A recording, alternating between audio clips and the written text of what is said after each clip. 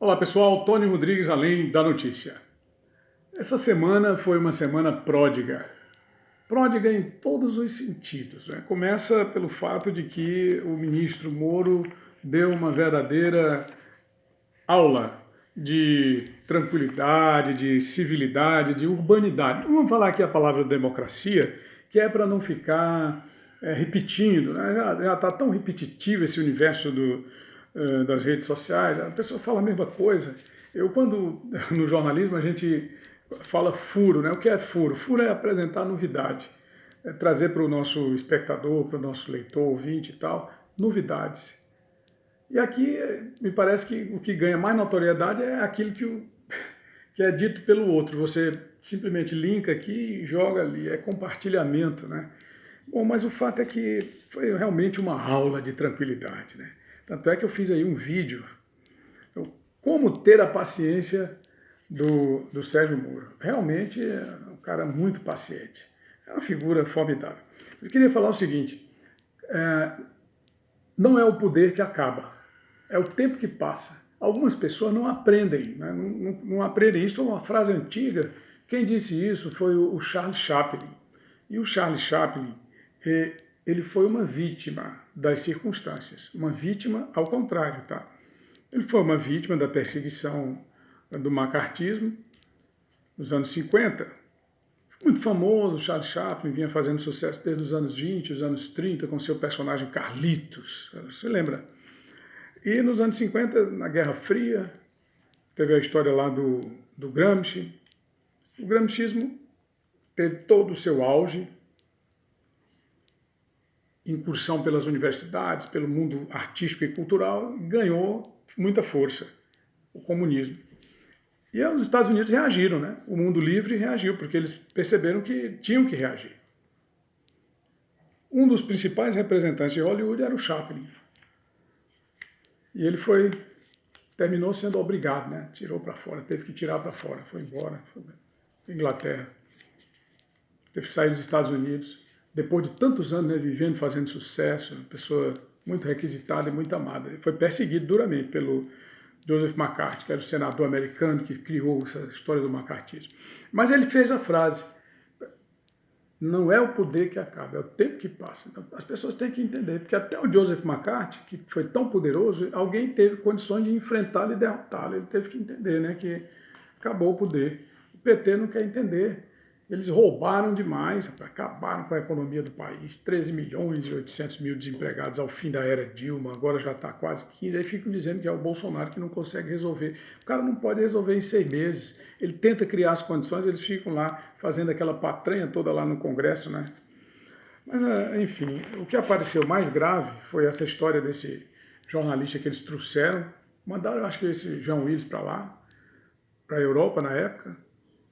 A gente estava fazendo o acompanhamento para e passo, desde o Zé Dirceu, no final do ano passado, né, quando soltaram aquela praga, uma das 7 pragas do Egito, esse Zé Dirceu deve ser uma delas. E aí depois inventaram aquela história dos PCC da vida, lá no Ceará. Enfim, e aí esse foi para lá, né? Você observa que vai ganhando notoriedade, são fatos que vão se juntando, né? Até que quando fecha, aí chega essa construção de uma narrativa, ela tem uma linearidade. Todo mundo estava juntinho, né, para dar esse fechamento.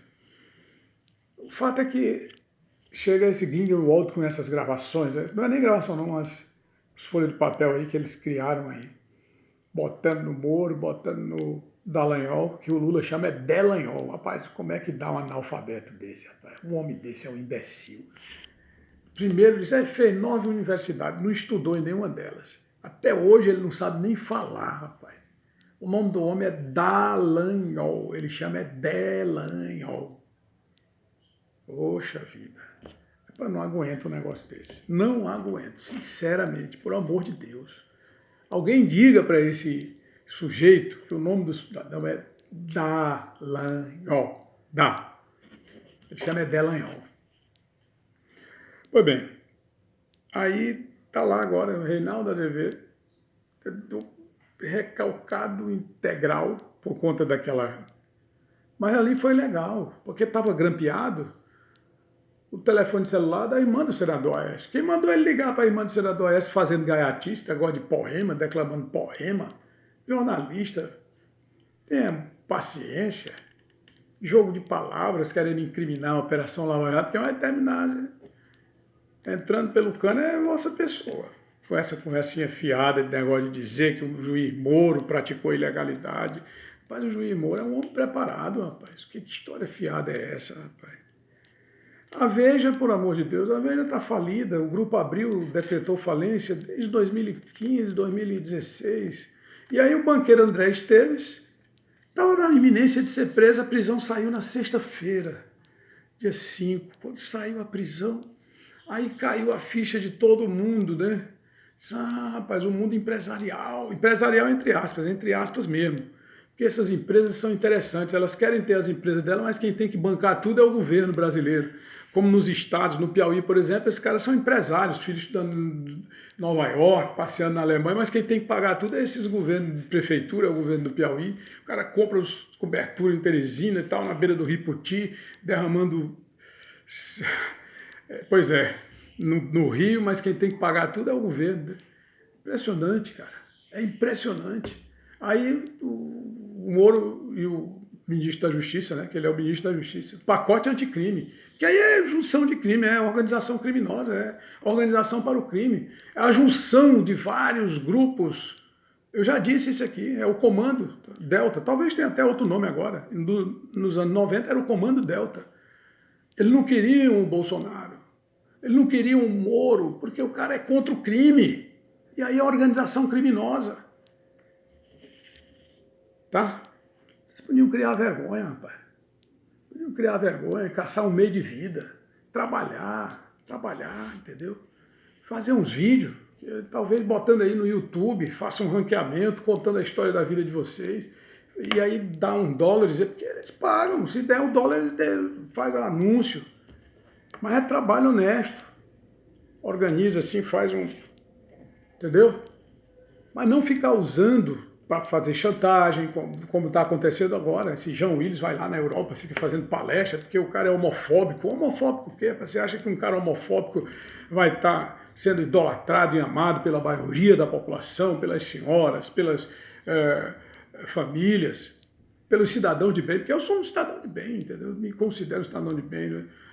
Não tem absolutamente nada que deponha contra isso. Nada. Não vou aqui fazer desafio, porque isso aí é coisa de quem não presta.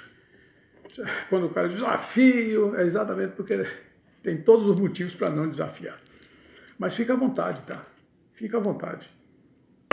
Olha, criar vergonha, viver com o que se tem. A pessoa tem 10, vive com 10. Faz aí o ajuste, tá? Aperta o cinto, vive com 10. O cara quer ter 10 e quer viver com 100 para o governo pagar os 90. Essa Dilma fica com R$150 mil todo mês. O governo banca essas despesas dessa mulher para ela ficar rua acima, rua abaixo, em Londres, em Paris, Nova York, falando mal do Brasil. Falando mal literalmente do Brasil e dos brasileiros. Isso é vagabundagem paga, premiada, né? Vagabundagem institucional. Isso aí devia ter um projeto de lei, porque não existia isso não. Isso aí foi, sabe de onde é que vem? Do governo Sarney. Isso vem do governo Sarney. Tira isso aí, chega lá na Câmara Federal, apresenta um projeto, alguém que tenha coragem, porque se eu fosse deputado eu apresentava esse projeto, nem que fosse um projeto de indicação, para tirar essa mamata irresponsável. Uma mulher como essa Dilma, o que é que ela tem para fazer palestra de quê? Que ela não sabe nem falar, tem 2 neurônios, isso é um analfabeto, rapaz, funcional, moral, intelectual, cultural. Esse Lula, para que serve? O cara não sabe nem chamar a palavra Dallagnol, chama é Delanhol. Que palestra dá um homem desse? De roubo? De mentira? O que ele sabe muito é mentir e roubar. O irresponsável desse está lá respondendo 10 processos, condenado já em 2, o terceiro entra já e ele vai ser condenado também. Vai passar 200 anos na cadeia, só não passa 200 porque ele não vive 200 anos. Absurdo. Que país é esse que nós temos? Fica pagando R$150 mil para esses... Fernando Henrique, que era uma pessoa que ainda podia se ter algum tipo de esperança, fica fazendo palestra sobre o negócio de legalização da droga. Meu Deus. Não é o poder que acaba, meu amigo, é o tempo que passa. Aí eu tô me lembrando aqui daquele rapaz, o Jotinha lá da Bahia, né? É da Bahia. Ele dizia assim, ai papá, ô papá,